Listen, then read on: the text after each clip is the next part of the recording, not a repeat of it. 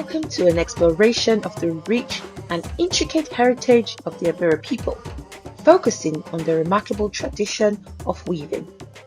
This documentary delves into the heart of Ebira culture, tracing its origin, geographical spread, and the vibrant tapestry of its people and their crafts. Our journey begins with the origin of the Ebira kingdom. Nestled in the heart of Nigeria, this kingdom is steeped in history and tradition. The Ebira people have cultivated a unique culture deeply rooted in their ancestral lands. Their origin stories, passed down through generations, paint a vivid picture of a resilient community that has thrived despite numerous challenges. Spanning a significant geographical area, the Ebira community is located primarily in the central region of Nigeria. The community's size and its strategic location have influenced its cultural and economic exchanges over the centuries. The Ebira land is a tapestry of lush landscapes and bustling towns, each contributing to the unique fabric of the community.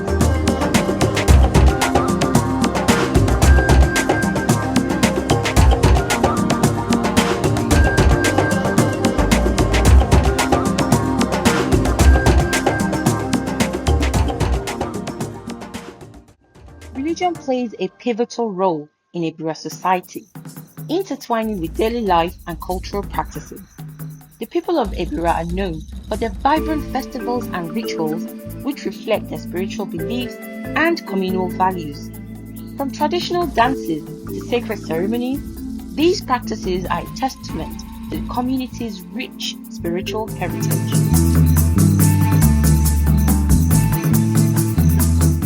The Ebira people are renowned for their rich cultural heritage, which is evident in their music, dance, and oral traditions. Traditional trades such as farming, pottery, and weaving form the backbone of their economy and are passed down through generations. These trades not only sustain the community economically, but also serve as a medium for cultural expression and preservation.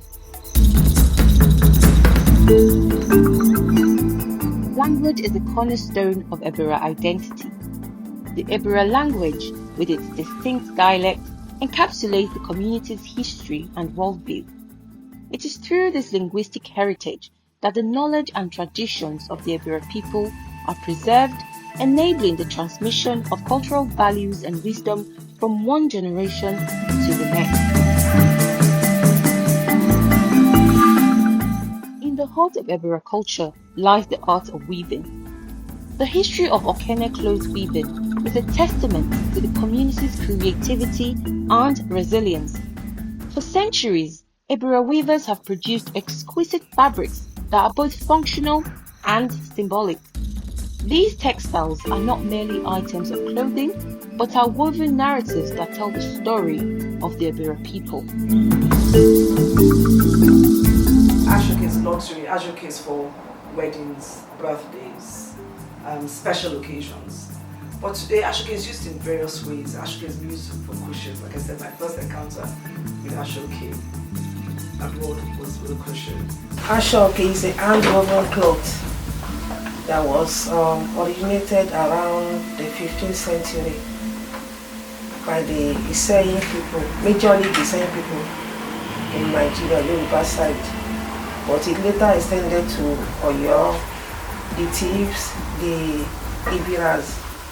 Ashoke is one of our most prestigious traditional. Yeah. It is very traditional to us in Nigeria, especially the Yorubas. We don't joke with it. This is majorly used for occasions like wedding, burial ceremonies, and sometimes even naming ceremonies, where the royalties are being exposed to outside societies. When I was doing my PhD research, there was library research and archive research and museum collection research and some things like that.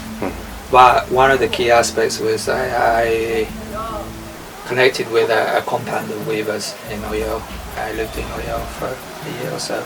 Okay. And I would go there almost every day just to document what they were doing. There was a master weaver and another senior weaver. It was a kind of a family business. These are sort of 60s, 70s, these two. Right. This is much older. And one of the reasons you can tell that is because we've got hand spun cotton here. So this blue thread is spun by hand. Whereas the cotton thread on these comes from a textile mill. So it's hand woven, but the thread is spun by hand, is mill spun or industrial spun thread.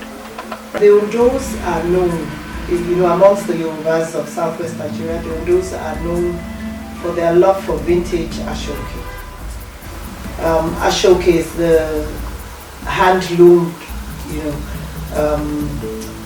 textile worn by the people of southwest Nigeria.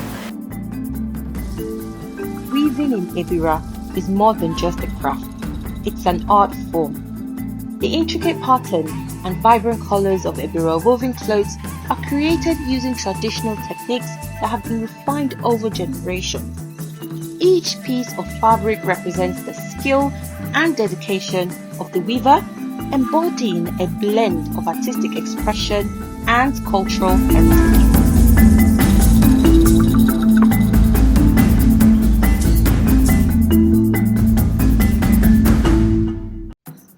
Ebira woven clothes are a living heritage, worn with pride during important ceremonies and in everyday life. These garments are a symbol of identity and cultural continuity, showcasing the artisanship and aesthetic sensibilities of the Ebira people. Each garment is a testament to the enduring nature of Ebira weaving traditions. The Ashoke weaving tradition is a significant aspect of Ebira textile heritage. This tradition involves the creation of several types of ashoke, each with its own unique patterns and uses. These textiles are essentially prominent in Yoruba women's garments and formal wear, highlighting the interconnectedness of Ebira and Yoruba cultures. Ebira textiles are rich in symbolism and play crucial roles in traditional and ceremonial contexts. Each piece of fabric tells a story, representing social status, cultural values, and artistic expression of the community.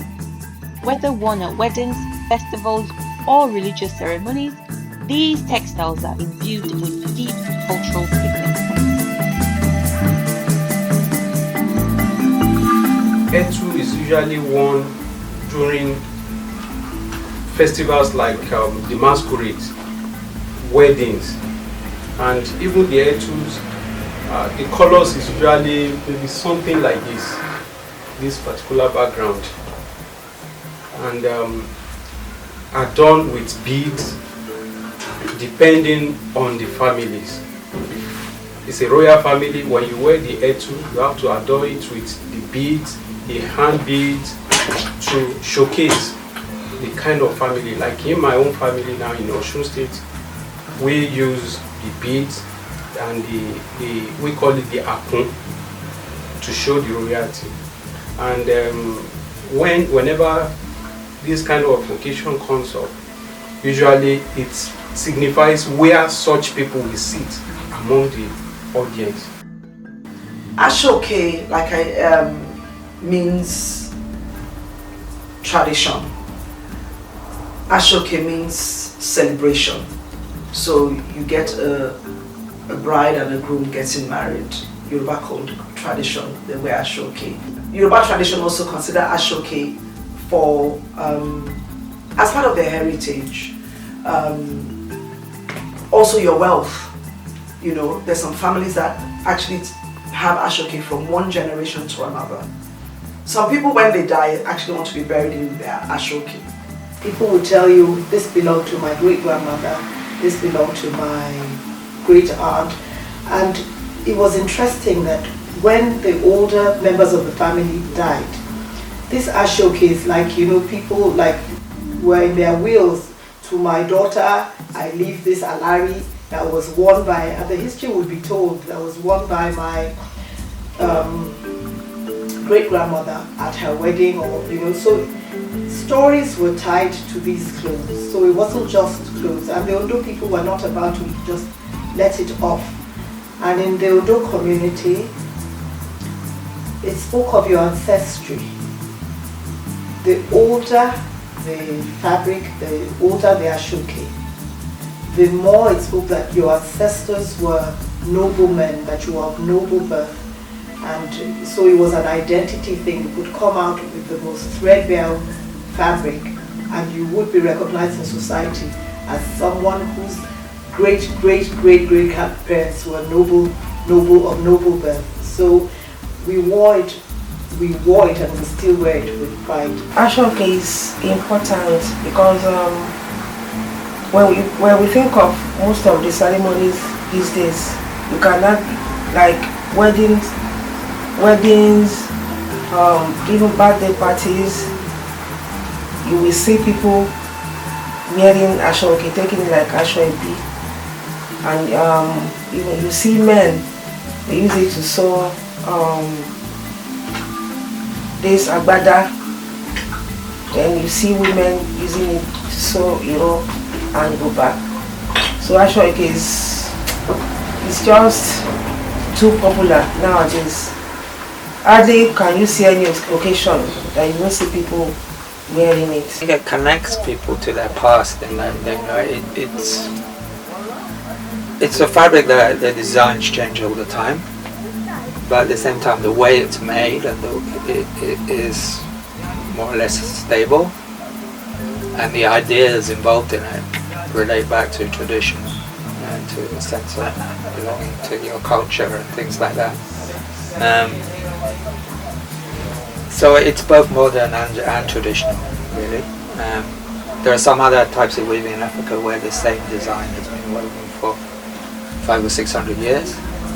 But with ashoke, there's a continual process of change. And some of the earliest references we have, there's a reference from the mid-19th century from an American missionary, and he talks about how weavers are constantly trying to do new things because of fashion.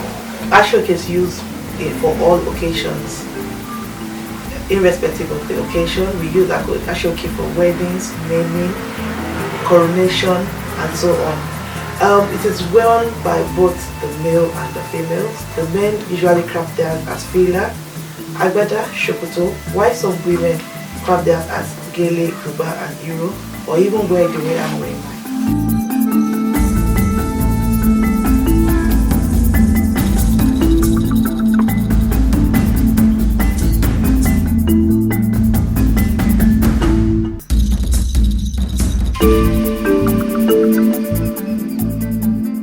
Ebira cloth, along with other textiles like onikon, alabere, and eleko, are integral to Ebira's textile tradition. Each type of cloth has its own distinct method of production and cultural significance. The patterns and designs of these textiles are not merely decorative, but carry meanings that reflect the community's belief and values.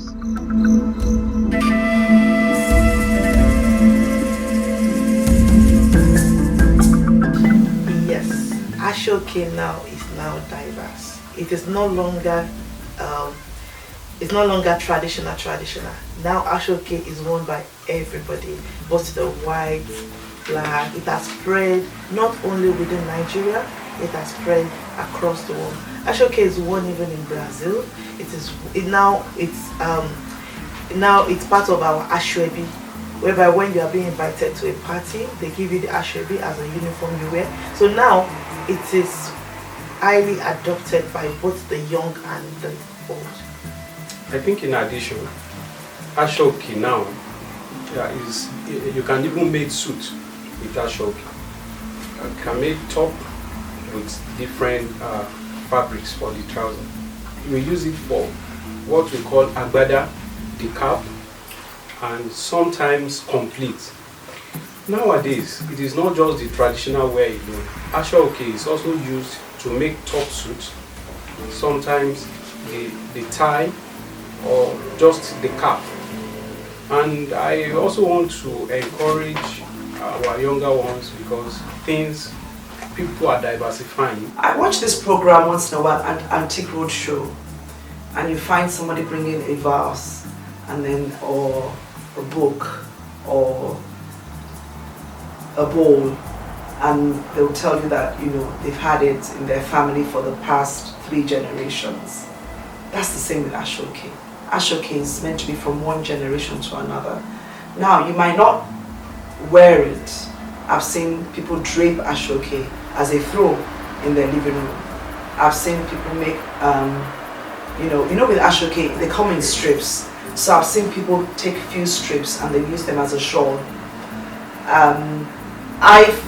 Especially from those that come from Ondo, I gather they pass on their ashoke from one generation to another, and that also shows the wealth of your family as well.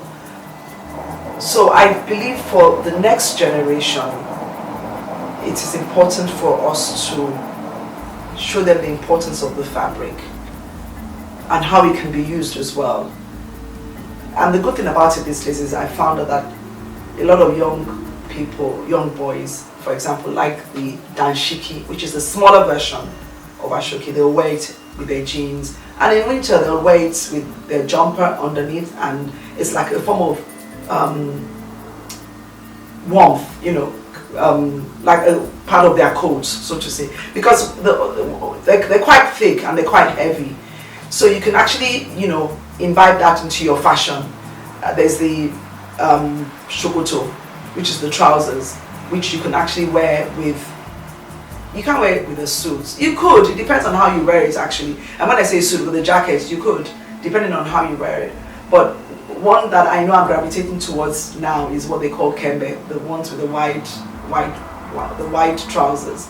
I think that would look really nice with a t-shirt or a shirt on it. And that's you wearing an old outfit in today, and you can still wear it tomorrow. We can encourage them into this ashoke thing, majorly like encouraging them to learn how to go into we have some people, they are not that educated, but they like doing things like handwork. Like people of that caliber, we should try to encourage them to go into this type of business, and it can make a good fortune for them in future. When you go out nowadays, you can see even boys using ashoke to make shoes. You can see ladies wearing, using handbags, which is made of ashoke. So we should just encourage people not to make it a forgotten alternative. It's a very good thing to do. I think it depends who they are, really. I mean, here in London, the Nigerians that I see, young Nigerians that I see, tend to be fashion students and artists. Partly, I guess, because of the curriculum encourages them to, are looking back into their traditions for something that they can hold on to, get their hands on and use it in their work. It's not easy to do that, I'm sure, but over the years, regularly, I think people at London College of Fashion lectures and people like that encourage them to come and have a look, and I try and let people get their hands on things and take pictures. Oh, they actually come here? Yeah, people come that's here good. and That's good. go around the shop taking pictures of things and maybe buying some little bits if they have it, things like that. So I try and do what I can to encourage people to. We need to ask ourselves a question. What interests young people? What engages them? Why are they interested in all the Louis Vuittons and Chanels and all the designers, the big designers?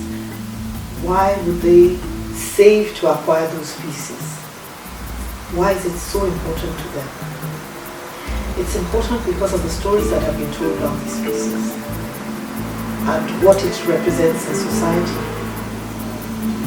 So for us, for an art form or skill not to die, not to die we need to tell the stories, and we need to engage the young people. We start from a place of how did it begin?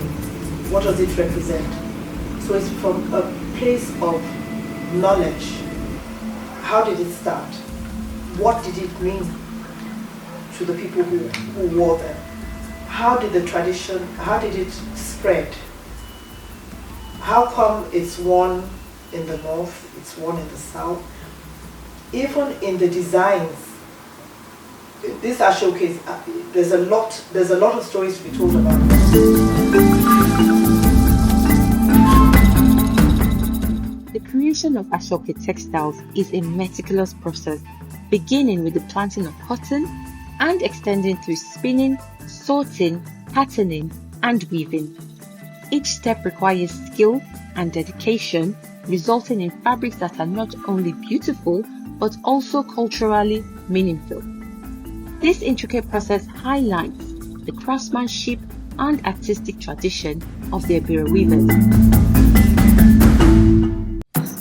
First thing is that we source for the raw materials. Actually, majorly we get the plan of what we want to do.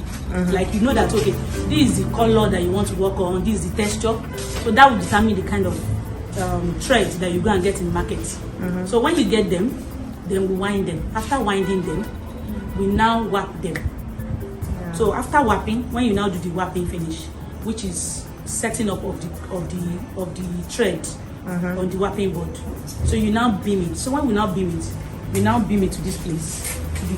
We call this roller, we call it the beaming roller. Okay. This is the beam roller. So we beam it to this place. We now transfer it and put it inside the edge. So when we put it inside the edge, then we make sure that we now put them into bead. This is like the only iron objects that we have. They used to make it in Nigeria when Nigeria textile industry was still very, very good in the 80s, 70s. But now they import them from India. So like, and that's why it makes it expensive. Even makes like the whole loom, because they usually make this loom. This loom is made like we do it ourselves. We get carpenters come help us like do it. So we have the sizes that we want. So this one now, we buy them. So when we now put them inside this, so we now tie the gating. We call this tying, we call it gating. So when we tie the gating here, but then we tie the gating. So after tying the gating, we now make sure that we do a weft. This thing that is inside is that this thread that is on this hand, we call them wefts, and this is short too. So this weft is going to be the one that will be going across the warp. So any clothes that you wear, any clothes that you see, it always consists of warp and wefts. So they interlace all of the clothes that we wear in this life. That's the process. It's just that these ones are handwoven, but those machines, that's what they do to. The vertical one is called the warp. Then this horizontal is weft. So the weft will now be going across, and that makes it cloth. And that is why this one is the cloth roller. So it rolls the cloth on it.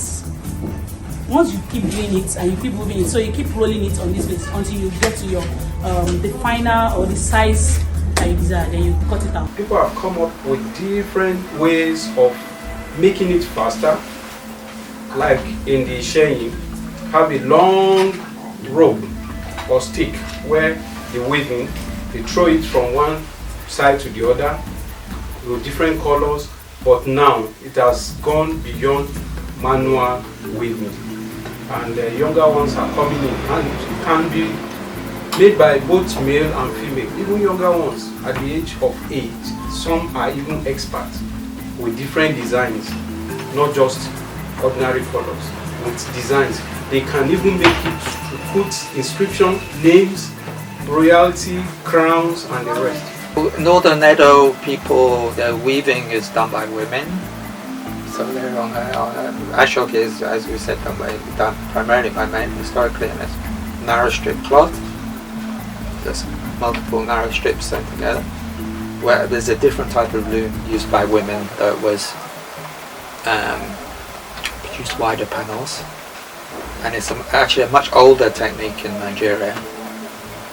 Which may date back thousands of years. We don't really know, but there's some linguistic analysis that suggests that these things were in use thousands of years ago.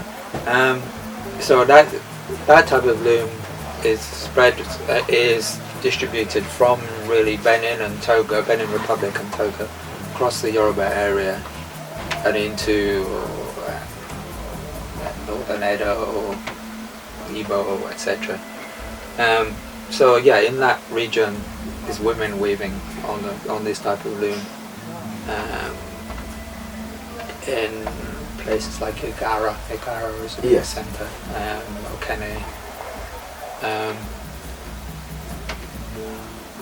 Nowadays weaving bright coloured rayon type fabrics for kind of commercial use. But historically hand spun threads, indigo cloths, and they had a kind of a bast fibre which is from the branches of a particular tree. They would beat them in water until the fibres broke down and then spin them into produce a cloth, a thread. So again, a great history. In Egbira, they made thread from banana fibre, and also there's another one, I'd have to look up the name of the fabric, the name of the bush. Oh yeah, I've heard about the banana fibre, the strippage. Yeah, they strip it, yeah. Yeah, so Somarica. Yes, Somarica. Okay. Yeah. This is a photograph from Somarica. These cloths, the blue is indigo, but the white is from a particular bush. These are fruit of the ufa tree, and it's pounded in a mortar. This twigs really pounded in a mortar till they broke down. I run a gallery, and I've seen some pieces that are too beautiful to even wear. I've framed them and put them up. And when you look at the colors, what is that? When you look at the texture, the color, and you imagine that somebody 250, 300 years ago in Africa was putting this color together. We're talking about design now. We're talking about, you're putting the colors together so you have a vision of the end product. So you're doing that and you're putting it together on a loom. And then you finish with it and then you start with the embroidery. And that embroidery represents something that's happening in society at that time. So you're telling a story of 200 years ago, 250 years ago, 300 years ago. And I think this is a bag that, a young or old girl would carry with whatever outfit it is that they have. The crossbody bag, which I recently gave a name. I name my products either by inspiration or based on. So a cousin of mine came recently and she said to me, "Oh, why is this called the crossbody bag, and why don't you have a name for it?" And she actually carries a lot of crossbody bags. So I said, okay, maybe we'll name this the Fadera bag. So this is the Fadi bag or Fadera bag. So it's a crossbody bag. It's got ashoke, alari with a strip of velvet and leather. I found this quite interesting when I was making this one. I felt this kind of represented Africa in a way, because this is a strip of mud cloth and velvet and ashoke and leather. And I decided to do that. I'm going to take it for myself, because I realized that some people don't like to carry light skin bag because they say it's going to get dirty, but I thought, you know what, why don't I carry what would interest other people as well. And so this, actually, if you compare, let me show you this as well. So the difference between this and this, I felt this is more feminine, and that is very ideal for a man. And finally, this was actually the bag that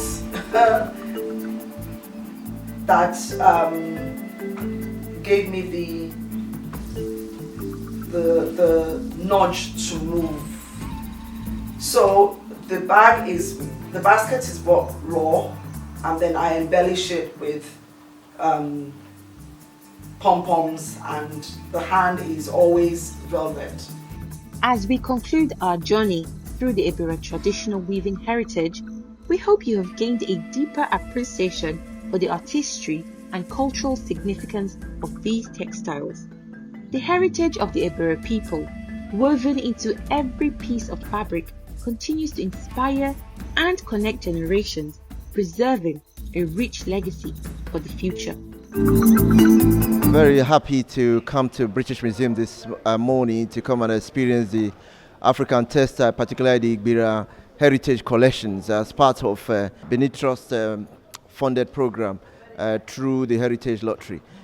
This particular experience here showed us a wide array of collections of African textiles. We can see the Egbira or the Ashoke, and these are things that will help to promote African textiles so that we continue to value and cherish our heritage.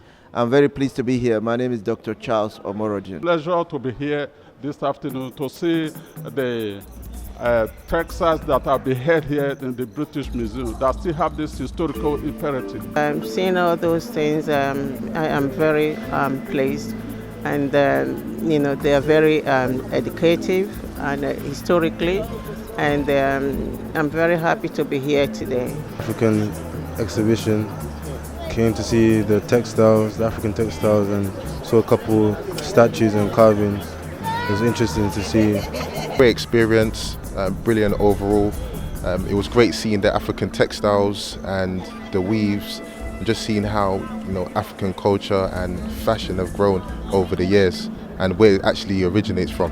So overall, it was a brilliant experience. I'll definitely be coming back. See the collection that I had, especially the Egbira textiles. So when you look at this, you see that African in the 15th, 16th, 17th century have been advanced. It was nice to be in this museum, British Museum, and we saw a lot of African stuff and other things. It was really nice to see the prints. Just walk out of here feeling very proud of what our ancestors have done, and how far they've exposed the Benin heritage and culture to other environments and clans. So it's all good. It's a good feeling, and I'll definitely come back here at my own time and pace to digest all of this beauty and spectacle. And I'm 9 years old, and I really enjoyed being in the British Museum, although I did see a lot of things, and it was quite fun. I've been here before, but those things that I saw today, I didn't see them before. So it was really fun being here, and I hope it will be fun for you to see it too. Today we've organized a tour of the British Museum. We came here to explore the Egbira collections, the African textile at the museum. We came with an entourage of over 30 people, and they've all enjoyed themselves. We've looked at different array of collections that is at the museum. Some from Ghana, some from Nigeria, some from Gambia, some from Tanzania. We also had the opportunity to explore the Benin bronzes that is also within the African Sainsbury African Gallery. It is nice to see that we are able to reminiscent on our artwork and dating back over some of them over 500 years, 200 years, and so on and so forth. To see the artistic creations of our forebearers, to see the ingenuity that they immerse themselves in producing those bronzes, producing those carefully crafted textiles, hand woven. It is fantastic. It's part of our history. What's interesting is the fact that this also coincided with the Black History Month here in the United Kingdom. We're very excited. We are the Benin Trust to come to this particular museum today and enjoy ourselves. This project is funded by the Heritage National Lottery. We want to thank them for the opportunities given to both old and young people to come here and enjoy and have a great experience of the African textile collections here at the museum. It definitely will be arranging more visits. We've all had a great time. We've all had an opportunity to come here and see these fantastic collections. Thank you.